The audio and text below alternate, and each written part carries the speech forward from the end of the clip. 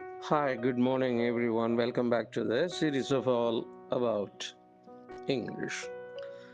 Deride அப்படின்னு ஒரு வினைச்சொல், அதாவது ஒரு verb இருக்கு. இப்போ நம்ம தமிழில் அவர் என்னை ரொம்ப ஓட்டுறாரு, அவன் ரொம்ப ஓட்டுறான் அப்படின்னு சொல்லுவோம்ல. அப்படின்னா என்ன அர்த்தம்?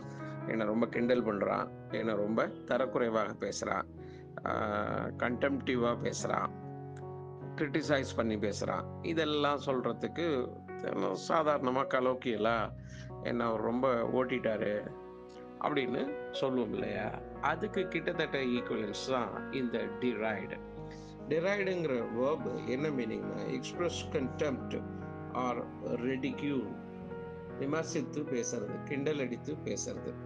The decision was derided by environmentalist, சுற்றுப்புற ஆர்வலர்களால், சுற்றுப்புற சூழல் ஆர்வலர்களால் இந்த முடிவு மிகவும் விமர்சித்து பேசப்பட்டது.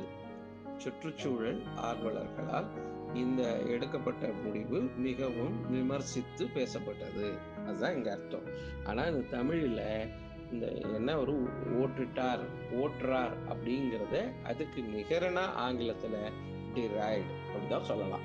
இந்த டிரைடு தான் தமிழில் ரைடுங்கிறத எடுத்து ஓடு, ஓட்டு அப்படிங்கிறது தான் ஓட்டிட்டா அப்படிங்கிறது இங்க தமிழிலே அது வந்திருக்க கூடும் என்று நாம் கருதுகிறோம்.